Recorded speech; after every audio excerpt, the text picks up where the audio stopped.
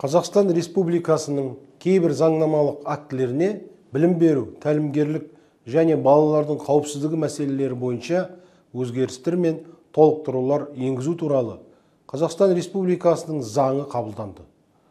Балалардың білімі мен қауіпсіздігі туралы заңда лицейлер мен гимназияларға бірінші сыныпқа қабылдау кезінде емтихан өткізуге тыйым салатын ереже енгізілді.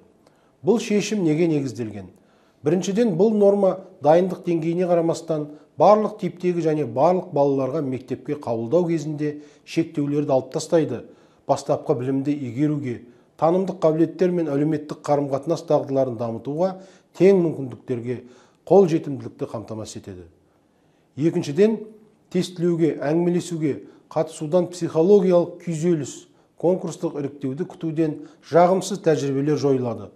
Бұл жағдай баланың психоэмоционалды жағдайын нашарлату және оның денсаулығына теріс әсер етуі мүмкін. Үшіншіден, конкурстық іріктеу нәтижелерін күткен ата-аналардың наразылығы азайтылады. Балаларды мектепке қабылдау рәсімінің қоғамдық резонансы болмайды. Бұл өзгерістер алдағы оқу жылында бірінші сыныпқа қабылдаған кезде енгізіледі.